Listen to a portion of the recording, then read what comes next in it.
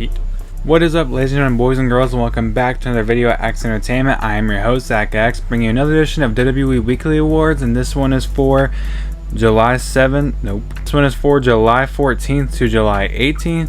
Now, this week actually was pretty fun, pretty entertaining, and I think this is like the area of wrestling that's always fun, is when we're away from building a lot. You know, like we're still building, but we have kind of more room to play with, being, you know, like a couple weeks still away from the big pay-per-view or PLE, whatever. I'm gonna stop doing that, I swear. I'm just gonna call it one or the other. But this was definitely a very fun week, a very hard week, honestly, to do this for, because there's a lot of great matches and a lot of great talent showing off this week. So let's go ahead and get into weekly awards. Now, the first award I'm going to give out this week is going to be Male MVP. Now, there's some good candidates for Male MVP. I'd say I'm going to go ahead and give honorable mention to CM Punk for winning the 5-man gauntlet match on Monday Night Raw to finish off the show. First of all, I love gauntlet matches. I'm glad we have one of those. But I have to kind of, by default, give this award to the man in that match that eliminated 3 main event players in Braun Breaker. Now, Braun Breaker not only eliminated LA Knight, not only eliminated freaking Jey Uso, but also eliminated Penta. Like, those are 3 main event players, not Penta as much recently, you know, like he's been kind of here and there, but he's definitely still a big player on Monday Night Raw, and he eliminated all 3 of those. A little bit of help from Bronson Reed a little bit later, and that's one thing I want to talk about real quick.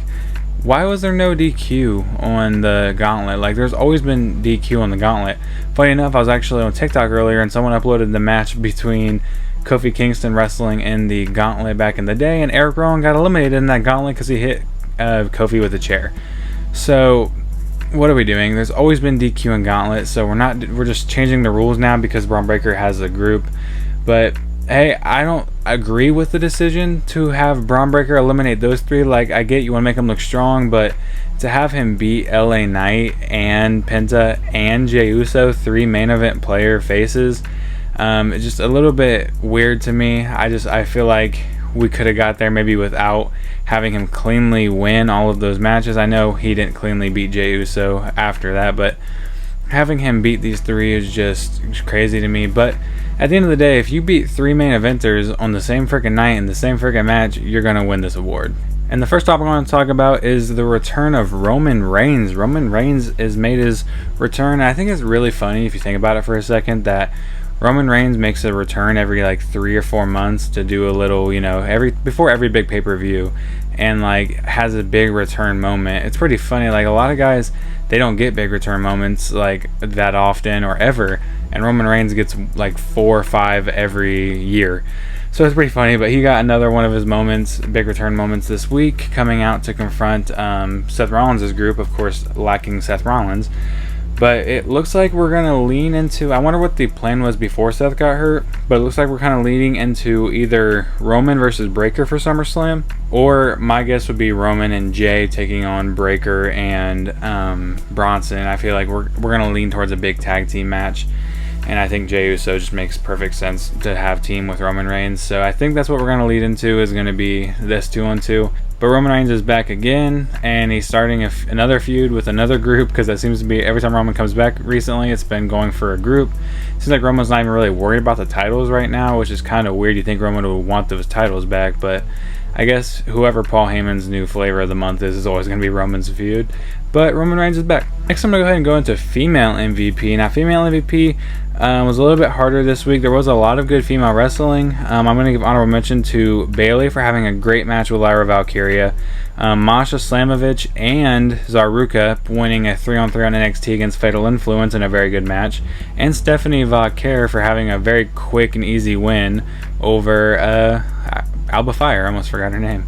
Now, I would love to give this award to JC Jane for what happened at Slammiversary, but we will talk about that in the next topic. And you guys know I can't go against what I say now. I only factor Raw, Smackdown, and NXT. I don't factor the pay-per-views, the PLEs, nothing else. just those. So I'm going to give the award to Lyra Valkyria for winning the match and the opportunity to face Becky Lynch at SummerSlam for the Intercontinental Championship. Now, she put on a great match, and these three women, like, I think it was really funny because when we had Becky versus Lyra, you know, a couple times, their matches were just always great. And then they had a triple threat and threw Bayley in there, and even before that with Bayley, just between Bayley and Lyra, it was good too. And now, like, Lyra and Bayley just have as good of chemistry as Becky and Lyra did. So it's funny that you can just throw Bayley in here and she can kind of do the same thing that Becky was doing and building up this star. And I think they're doing a great job with the IC title. They're doing a great job with Lyra because they made her feel important with 2 future Hall of Famers, 2 of the 4 horsewomen. And for these feuds recently, and they've been doing a great job. And this was just another great match, and this one actually had a winner. Lyra Valkyria, of course, winning with the Nightwing. You know, we had a couple matches end in DQ between these two, or you know, no contest, whatever.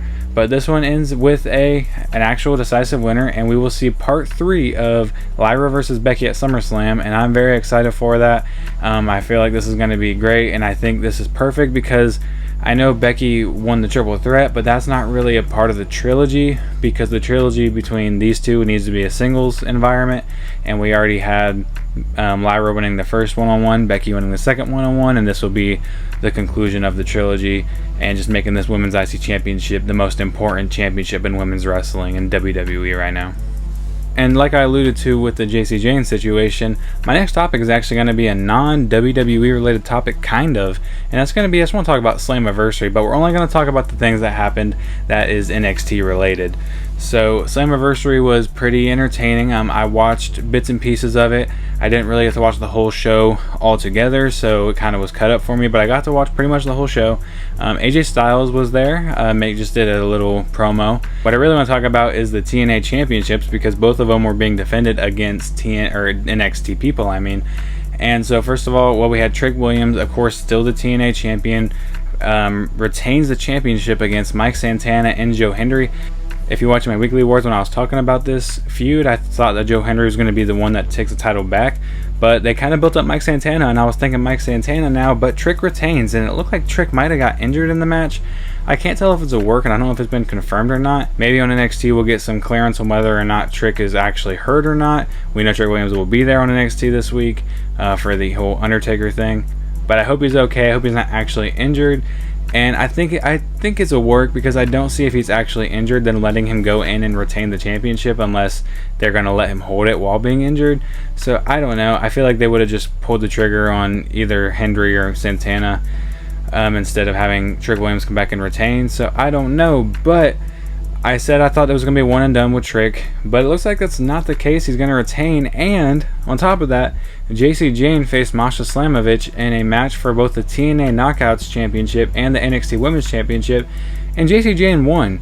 The TNA Championships are being held hostage now by 2 people from NXT. So JC Jane is holding the TNA Knockout Championship, and Trick Williams holding the TNA World Championship. So I think I don't know what we're doing here at this point, because I know a lot of people are mad about saying that, you know, NXT and WWE are taking advantage of TNA. I think TNA's got to be in on this too. I don't see TNA giving away their 2 biggest championships without a plan. I think maybe we're going to lead to a war between the 2 companies sooner or later, like a big old all-out war, or maybe even a pay-per-view, like a Worlds Collide-esque pay-per-view, where the whole card is just TNA guys versus NXT guys, and maybe that's where we give the titles back to the TNA guys and girls. But we also had Dark State Wrestling in an okay match. They ended up losing to Matt Cardona and Brian Myers, you know, Zack Ryder and Kurt Hawkins and WWE, and Eddie Edwards, and I don't remember who else was in that match. It was somebody else from Brian Myers' group, but that was pretty entertaining. Dark State loses that match, which I think it's a little weird to have Dark State losing, but they sent him over to TNA. It was probably TNA's booking decision, so whatever, you know. But Slammiversary was pretty entertaining. I just want to talk about the few things that happened that were WWE related. Next one I'm going to give out is promo of the week. Now, promo of the week, there was only like actually 2 promos that when I went through my notes, that I actually took note of. If there wasn't any other promos, I didn't think they were either A, good enough to even mention in my notes, or B, sometimes if someone comes out and talks for a very short amount of time and gets interrupted and all this stuff happens, sometimes I just don't even write it down because it's, you know, hectic and it's not really a promo at that point. But I'm going to give honorable mention to Josh Briggs, Obafemi, and Yoshiki Inamora's promo in NXT. I'll talk more about that in a second. But I'm going to give promo of the week to Naomi. Now, Naomi's going to get promo of the week for her promo to open Monday Night Raw. Of course, the Raw after Evolution, coming out to talk about how winning the championship and how everybody needs to proceed with caution, throwing jabs at Jade and Bianca like she always does. And then this is where we got the confirmation that at SummerSlam we will have Naomi versus Rhea versus Io Sky. And I'm very excited for that match. I think that match is going to be very entertaining. We already know that Rhea and Io can absolutely go crazy. And just add in Naomi, who's also a great wrestler. And this is going to be an insane match. But Naomi had a very good promo before all that. We, of course, had Rhea and Io and Adam Pearce all interrupting Naomi. But I'm going to give Naomi promo of the week kind of by default. It was a good promo at the end of the day, but kind of by default just because there wasn't a lot of promos this week. It is now time for the speed round. Of course, you know in the speed round I talk about things and speedy. I don't know if it's just me that's seen this, but I'm pretty sure Kiana James was actually backstage. And if you know who Kiana James is, I don't know how. She got drafted in the draft, which was, over a year ago at this point. She got drafted by Monday Night Raw. She got hurt before she even made her Raw debut, and she just hasn't shown up since. I think she's either injured or they just don't know what to do with her. But I'm pretty sure she was backstage with Julia. I'm pretty sure they were just chilling backstage talking at the beginning of Smackdown. If I'm tripping and that wasn't her, let me know in the comments, but I'm pretty sure that was Kiana James. Nikki Bella is continuing to wrestle, even though I'm pretty sure she said in the vignette before Evolution that this was going to be her last match at Evolution, the Battle Royal. But it looks like maybe she got that itch and she's going to go on a retirement tour at the same time as somebody else that's going on a retirement tour. I'm sure there's no relation between that though. Blake Monroe's vignettes are actually freaking hilarious. Blake Monroe had a vignette on NXT inviting Jordynne Grace to ringside for her debut next week against Ren Sinclair. And the delivery of her vignettes are absolutely hilarious. I love the backhanded nature of them now that she's a heel. And like everything that the commentator says, saying you don't want to be like Jordan, you want to be like Blake. And they took this vignette that was already pretty funny the first couple weeks, and now that she's a heel, it's 10 times better. Speaking of Jordynne Grace, the first 2 matches in NXT this week ended in disqualification. Jordynne Grace ended up causing disqualification between is it Gabby from LFG, or not LFG, what is that? From Evolve and Carmen Petrovich, and she caused a DQ, just came out and started beating him up. I looked away for 2 seconds, I looked back and the match was over, so I was like, okay, what a waste of time. We had the 3-on-3 between Dark State and then Joe Hendry and Mike Santana and Trick Williams also end in DQ, so we were ending a lot of matches in DQ to start off NXT this week. And then backstage, Trick Williams said something that I've actually been saying. He looked right at the LFG guys, the Team Undertaker, and he walked backstage and he just looked at him. He's like, why are you guys even here? You guys are not needed. None of you guys are gonna make it. Just talking hella crap to the freaking LFG people. And if you watch my weekly awards, you know I like Jasper Troy, don't get me wrong. I think it's great that they're getting these guys ready and getting them coached by legends and getting them there where they need to be, because I think Jasper Troy is doing great so far. But at the same time, I just don't want to see him on NXT every week. I know you got to promote him somehow, but I don't think NXT is the place to do it. I just don't care enough about LFG. I don't watch the show to have them on my screen every week. So I thought it was pretty funny that Trick Williams just looked at him and said that stuff. Some weird police segments on Friday Night Smackdown.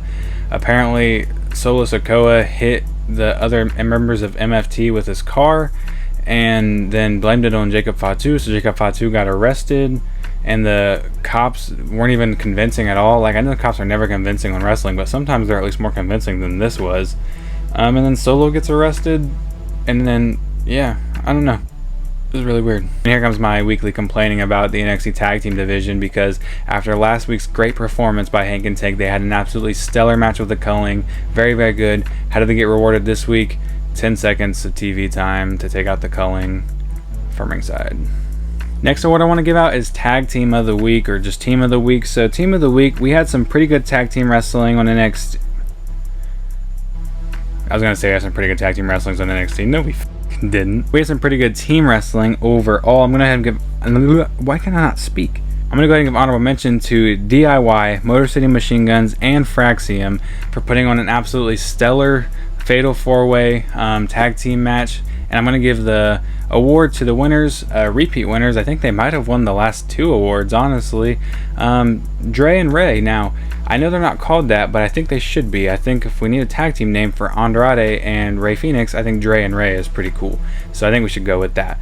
But anyways, this match was absolutely insane, and we're giving Dre and Ray a win over all these other established tag teams. I think that's a great way to insert a team into here, which they did it with Wyatt Six. Wyatt Six started causing mayhem and beating established teams, and now we're doing it with Andrade and Ray Phoenix, which I think is a great way to make these teams feel important that are coming into this already stacked, very important tag team division, the only good tag team division on any of the brands.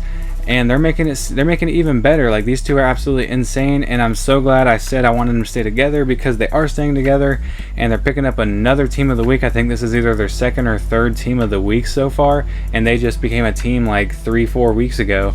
And they're getting a title opportunity now also too against the Wyatt Six. I don't look to them to win that match, but I think it's really cool that this early they're already getting an opportunity at the titles. And I'm also looking for Fraxium's opportunity, because they still never got their opportunity back. But they took the 4, I'd say 4 of the best teams on SmackDown. I'd say, like, besides maybe the Street Profits, these are the 4 best teams on SmackDown. So they just took the 4 best teams, put them in a match, and it was absolutely stellar, of course. Next thing I want to talk about is the Triple Threat NXT Championship match that will be happening next week on NXT. We have the rematch pretty much between Obafemi and Yoshiki Inamura, but we're also adding Josh Briggs to make it a triple threat. Now, this is interesting because if you watch that match, you know that Josh Briggs is the reason that you could say either Oba won or the reason that Yoshiki lost, because he hit Oba. He was trying to help Yoshiki win because he said Yoshiki's too nice. So he hit him with the championship behind Yoshiki's back. When Yoshiki caught him, he's like, I wanted to do it by myself. And, you know, there started some stuff between Briggs, who's doing more of heelish things to win the championship and turning more into a heel, while we have Yoshiki, who's a good guy, and they're supposed to be a team, but now there's a triple threat. And I say look to this triple threat to be their last time, you know, being together. I think this is going to be the end of their team. This is going to be where they officially break up. I think they'll probably start with some friendly fire early, but then there's just going to be that one thing that happens that just is like, yeah, we're done being friends now. And I'd say, I always think that there's a chance that Obafemi wins, because I feel like Obafemi could be caught up at any moment and be fine, but at the same time I don't really want him to leave NXT. But I just don't know. So I think Obafemi's going to win this match next week, and I think this is going to be really what starts a feud between Yoshiki Inamura and Josh Briggs more than anything. I think that's what we're using this match for. But I'm actually really excited. Josh Briggs and Obafemi, of course, already had a stellar triple threat match with, was Dijak in that match? I think it was Dijak a couple months back. So I'm really excited for this match. I think this is what kind of we were missing. Josh Briggs is more faster in the ring. Not the fastest, but he's faster than the other two. So I think he'll be he'll be a good addition to this match. The last award I'm going to give out was the hardest award to give this week. There were so many good matches, so many great free TV matches that it was just really hard to pick. So I have a lot of honorable mentions. Let me pick up my notebook real quick. I'm going to give honorable mentions for this week to the Kabuki Warriors versus the Judgment Day. That match was actually very good. I know I said I don't want the Kabuki Warriors to stay together, but that match was pretty good. Lyra Valkyria versus Bayley. We talked about that match already. The Fatal 4-Way Smackdown Tag Team match, we talked about that already. And then Carmelo Hayes versus Damian Priest was a very good match. It ended in DQ because of Aleister Black, which is another feud that I'm actually really excited for. But that match was really good even before the DQ. But I'm going to give Match of the Week to an NXT match. I don't know if I've given Match of the Week to an NXT match recently, but we're going to give Match of the Week to Tony D'Angelo versus Luca Crucifino versus Stax Lorenzo. Now, I was excited for this match. This is 3 amazing wrestlers going at it, and Luca I always looked at him as like the weak link, I think everyone does, and the one that's like not a big player and not the best wrestler, but he showed up and he showed out in this match. He looked absolutely phenomenal. He was hitting code breakers and all kinds of moves. We had a double German suplex from Tony D in this match. Tony D ended up, to end the match, Tony D spears Stax through the wall, and when he throws him back out, first of all, I don't know why he threw him back out, because Like, he could have easily just left him in there, but he threw him back out, and it was hilarious the way that Stack came flying out there like a cartoon. And then he picked up Luca and hit him with the spinebuster through the announce table. And then I believe he threw Stacks back in the ring, hit him with the spinebuster, and pinned him. And this match overall was just great. I think what puts this match above the rest is this match had the best story on top of the in-ring action. I think all the matches I just said were great in ring, all of them. None of them too much better than the others, all of them just very, very good. But I think what puts this above the other ones is that this had a story behind it. Of course, the family breaking up.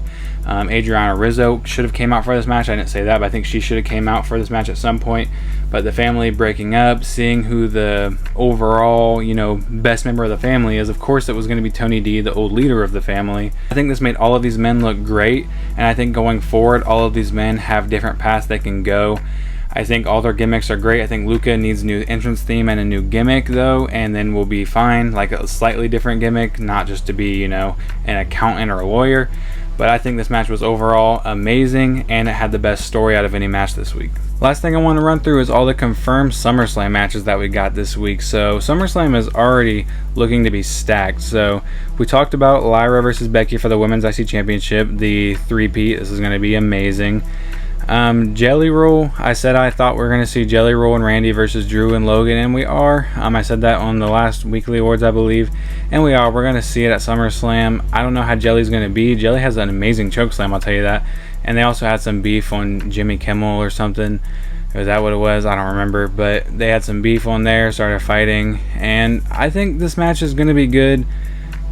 For publicity, I think it'll probably be decent in the ring. I guess we'll have to see how Jelly Roll does. Maybe we'll be putting Jelly Roll in the same vein as a, Logan Paul or a Bad Bunny or a Johnny Knoxville when it comes talking about celebrities in the ring, but I guess we'll have to see. Also announced, we have, of course, a Steel Cage United States Championship match between Solo Sikoa and Jacob Fatu. Now, even though it's in a steel cage, I could 100% see MFT getting involved in this match, so I'm not going to say who's going to win any of these matches because you have to see that on my predictions, but I looked at this match to be a pretty good match, I'd say. Punk versus Gunther is amazing. I'm so glad CM Punk won that. I would have been happy with really anybody winning that gauntlet. I know I'm not telling you guys who I'm picking for any of these, but I really want CM Punk to win the championship here. I think CM Punk needs to win a main championship before he hangs up his boots again, and we never know when that's going to be, when he starts to get up there in age, and CM Punk is starting to get up there, and I think we need to just give him a championship now before he hangs up his boots. Of course, we have Jade versus Tiffany, so it looks like we're not going to get Naomi versus Jade at SummerSlam like I was thinking. We got, of course, the match I talked about earlier between Rhea, Io, and Naomi for the championship at SummerSlam. And then we also are going to have Jade versus Tiffany, so I think those two matches will be great. Alexa Bliss and Charlotte Flair are getting a tag team title opportunity just for asking for one, and I thought they were going to win at Evolution. They ended up not winning at Evolution, so maybe Liv is secretly a superhuman and is going to come back for this match, and maybe that's why they didn't change the titles at Evolution, but I don't know. I think that match is still going to be good, though. Then, of course, finally, Cody versus Cena. We had a little thing between these two at the end of Smackdown, so Cena came out, said that he wasn't going to sign the contract because he's filming a movie, and they said he can't be in the ring physically. And at first I thought this was real, because I was like, this just seems like something that they would do. Like, I didn't think it was. I was like, it could be a work, but we're so used to getting worked into a work that we work ourselves into a work, so you never know what's a work and what's not. Ended up being a work, of course. Cody making Cena sign it after taking him back in the ring and splashing him through the table. So if we're going to get Cody versus Cena at SummerSlam, and this could go either way because Cody's filming Street Fighter after SummerSlam, so we could no longer be taking the title off Cena, or Cena could just finally lose it to Cody Rhodes here and finish his retirement tour either as a face or a bad guy. I don't know. But I'm super hyped for SummerSlam. That's what we're leading into. I believe it's 2 weeks away now at this point. So I'm really excited for SummerSlam, and I can't wait for that. But that's all I have for you today. This was, of course, Weekly Awards. I actually realized earlier today when I was going through my camera roll that I never uploaded the Saturday Night's Main Event reaction and review. I recorded it, I just never uploaded it. So of course I got the Evolution one out, I got the NXT Great American Bash one out, but I never put out the Saturday Night's Main Event. I have it recorded, I have it edited, I just never put it out. So that will be coming out most likely after this one. I'll just start putting it up as soon as this one comes out. This one's going to come out later than normal probably at this point. So I'm sorry about that, but if you did enjoy, go ahead, leave in the comments if I gave any award to the wrong people. Let me know who you would have given it to.